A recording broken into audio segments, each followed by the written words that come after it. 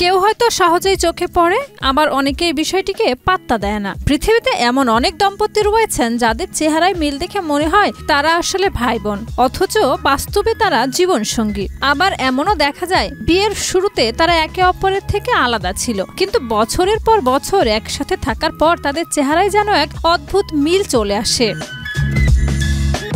এই বিষয়টি নিয়ে কৌতূহল এতটাই যে ইনস্টাগ্রামে সিবলিংস অফ ডেটিং নামের একটি পেজ আছে, যেখানে 12 লাখেরও বেশি মানুষ তাদের ছবি পোস্ট করে। ফলোয়াররা ভোট দেন এরা কি ভাই বোন নাকি যুগল। ফলাফলের সময় প্রায়ই দেখা যায় মানুষ প্রথমে ভাই বোন মনে করলেও তারা আসলে জুটি। এই চেহারার মিলের পেছনে রয়েছে কিছু বৈজ্ঞানিক কারণ। প্রথমত, যারা বিবাহের সময় একে অপরের মতো দেখতে ছিল না, তারা বছরের পর বছর একসাথে থাকার পর একে অপরের আচরণ অনুকরণ করতে শুরু করে। বিশেষজ্ঞরা এটিকে ভালোবাসার অনুকরণ বা ইমপ্যাথেটিক মিমিক্রি বলে থাকেন। এটি শুধু মুখের অঙ্গভঙ্গি বা হাসি নয়, বরং চলাফেরা, অভিব্যক্তি এবং ছোট ছোট অভ্যাসেও প্রভাব ফেলে।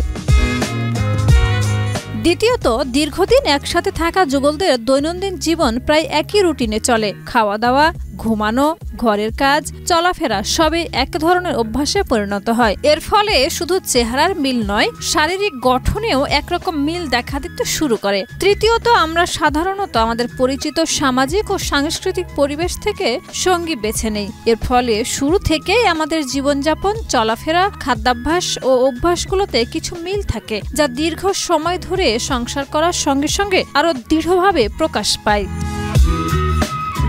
তবে ঠিক কত বছর একসঙ্গে থাকার পর এই প্রভাব লক্ষ্য করা যায় তা এখনো নির্দিষ্টভাবে বলা সম্ভব নয়। তবে এটা স্পষ্ট যে গভীর ভালোবাসা, অভ্যাসের মিল এবং সামাজিক মিলের সমন্বয় যুগলদের চেহারায় এক অনন্য সাদৃশ্য তৈরি করে, যা অনেক সময় বাইরের মানুষের চোখে দেখে অবাক করে তোলে।